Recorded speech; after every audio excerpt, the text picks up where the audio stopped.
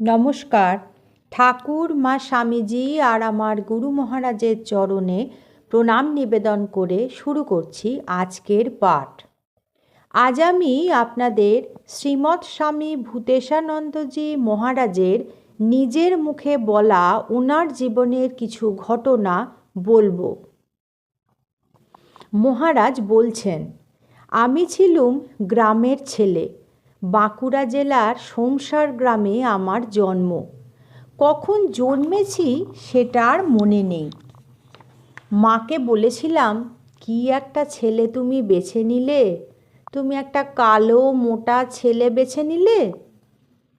নিজের জন্মভিটা প্রসঙ্গে মহারাজ বলেছিলেন, একটা কুল গাছ দেখেছ, তার কাছে একটা কুয়ো ছিল, ওর সামনেই আমাদের বড় ঘর মানে দোতলা মাটির বাড়ি ছিল। বাড়ির পিছনে শিব মন্দির ছিল। গাছপালার ভিতর দিয়ে দামোদর দেখা যেত, রাস্তার শেষটাও দেখা যেত। একবার আমি তখন ছোট। স্বামী ভূতেশানন্দজি মহারাজ বলছেন, তা বলা বলি করছে গঙ্গায় স্নান কেন করে। তা আমি বলছি, গঙ্গায় স্নান করলে পৈতে স্নিগ্ধ হয়। এই রকম সব বলছি। আর দুজন লোক যাচ্ছিল, বয়স্ক বুড়ো। তারা বললেন, বাবা, এর মধ্যে এত জানে। ছেলেবেলায় অনেক কাণ্ড করেছি। ছেলেবেলায় আমিও মায়ের সঙ্গে শিবরাত্রিতে এবং নীলষষ্ঠীতে উপোস করতাম। মেয়েরা হাসাহাসি করত, বলতো, ছেলেরা আবার নীলের উপোস করে নাকি। আমি বলতাম, কেন, শিব কি শুধু মেয়েদের একলার? শিব সকলের। মা কিন্তু আমাকে খুব উৎসাহ দিতেন। আমার ছেলেবেলায় প্রথম আমি নীলের উপোস করি। সবাই নীলের উপোস করছে দেখে আমিও নীলের উপোস করলুম। সেই আমার প্রথম উপোস করা।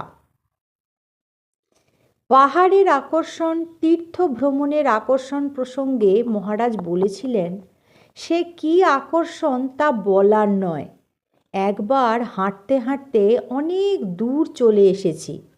গ্রামের একটি লোক আমাকে গ্রামের বাইরে এত দূরে আসতে দেখে বলল, কই যাও ঠাকুর? আমি বললাম, দেশ ভ্রমণে যাচ্ছি। সে বলল, অনেক হয়েছে, এখন চলো, বাড়ি চলো, তোমায় বাড়ি পৌঁছে দিই।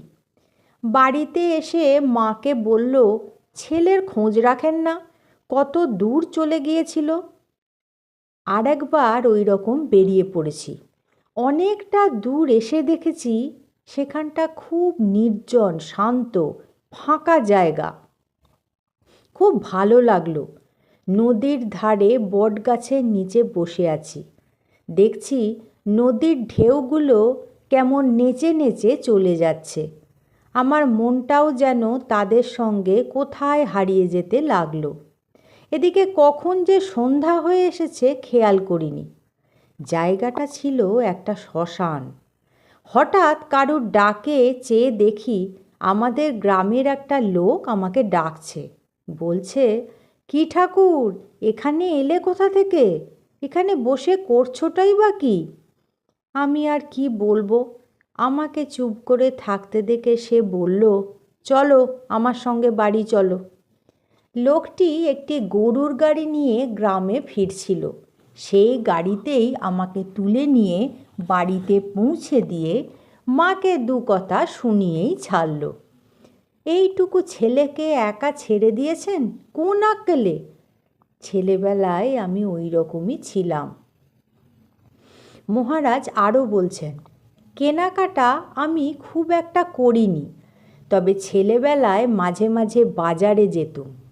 যদিও আমরা খুব ধনী ছিলুম না, তাহলেও বাজারে গেলে বাজারে সেরা বাছাই করা জিনিসটাই যতই দাম হোক সেটাই কিনতুম। বাড়িতে বলতো, ছেলের নজর খুব উঁচুতে। ছেলেবেলায় খুব ভেঁপু কিনেছি এবং বাজিয়েছি। ছেলেবেলায় ঝড়ের সময় আম কুড়োতে যেতুম। মা যেতে নিষেধ করতেন, মায়ের নিষেধ শুনতুম না। তারপর মা যখন আমাকে ডেকে আনতে যেতেন, ঝড়ের মধ্যে মায়ের কষ্ট দেখে আমটাম সব ফেলে দিয়ে তাড়াতাড়ি চলে আসতুম। একবার কি একটা দুষ্টুমি করেছি। মা আমাকে ধরবার জন্য পিছনে ছুটছে, আমিও ছুটছি। শেষে একটা পাঁচিলের কাছে এসে গেছি। পালাবার আর পথ নেই। পাঁচিলে পিঠ ঠেস দিয়ে দাঁড়িয়ে পড়েছি। মা এসে বুকে আমাকে জড়িয়ে ধরলেন। মারা আর হলো না। একদিন গ্রামের তাল পুকুরে একটা তাল পড়ল। আমি আর একটি ছেলে দৌড়চ্ছি, কে তালটা নিতে পারে। আমার তখন একটাই লক্ষ্য, তালটা আমার চাই। ওই ছেলেটি খানিকটা দৌড়ে হেরে গিয়ে থেমে গেল। আমি এক দৌড়ে গিয়ে একেবারে পুকুরে ঝাঁপ।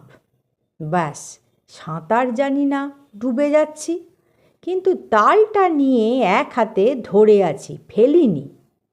কাছাকাছি কেউ ছিল না যে বাঁচাবে। বাঁচবার জন্য আঁকুপাকু করতে লাগলাম। জল খেতে খেতে পুকুরের ধারে হেলে পড়া একটা খেজুর গাছের ডাল ধরে কোনো রকমে পুকুর পাড়ে উঠলুম। কিন্তু ঢালু পার, পিছলে আবার জলে। তখন পুকুরে বাসন ধুতে বসে আছে একটা বউ। সে ওই রকম অবস্থা দেখে হাউমাউ করে চিৎকার করে বাড়িতে গিয়ে সব বললে। আমি তো কোনো রকমে উঠে বাড়ি পৌঁছে খুব বকুনি খেলুম। বাবা তখন শুনে বললেন, গ্রামের ছেলে, সাঁতার জানো না, চলো আজই তোমায় সাঁতার শিখিয়ে দেব। পুকুরে এসে কোমরে একটা গামছা বেঁধে পিঠের দিকের গামছাটিকে ধরে বললেন, এইভাবে হাত পা ছোঁড়ো। আমিও ওইভাবে হাত পা ছুঁড়ছি।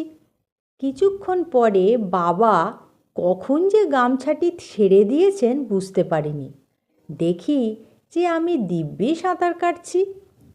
পরে বাগবাজারে মামার বাড়ি থাকতে, যখন আমি মামার বাড়িতে থাকতাম, গঙ্গায় কত এপার ওপার করেছি। আরেকবার একটি গরু আমায় তাড়া করে। আমি ছুটছি, ছুটতে ছুটতে হোঁচট খেয়ে পড়ে গেছি। পিছনেই গরুটা এসে গেছে। ভাবছি এই শিং দুটো দিলে আমার পিঠে বসিয়ে। কিন্তু আশ্চর্য, আমার কাছে এসেই গরুটা থেমে গেল। আমার পিঠে আলতো করে মুখটা লাগিয়ে গরুটা আস্তে আস্তে চলে গেল। এই রকম আরেকবার একটা কুকুর আমায় তাড়া করেছে। খুব ছুটছি, স্বামী ভূতেশানন্দজি মহারাজ বলছেন, কিন্তু কুকুরের সঙ্গে ছুটে পারবো কেন? এই আমার পায়ে পায়ে কুকুরটা এসে গেছে। ভয়ে আমি চিৎকার করে উঠেছি। ভাবছি এই বুঝি দিল আমায় কামড়ে। কিন্তু কি আশ্চর্য, ঠিক সেই সময় আমায় এরকম তাড়া করেছে দেখে আর একটা কুকুর ওই কুকুরটার দিকে তীব্র বেগে তেড়ে এলো। আমি বেঁচে গেলাম।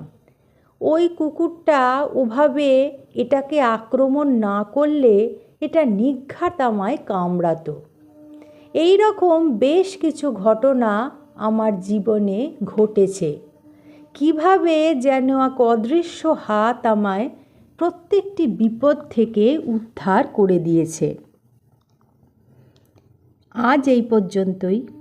পরবর্তী পর্বে আমি আপনাদের মহারাজের বলা এই রকম কিছু ঘটনা পাঠ করে শোনাব।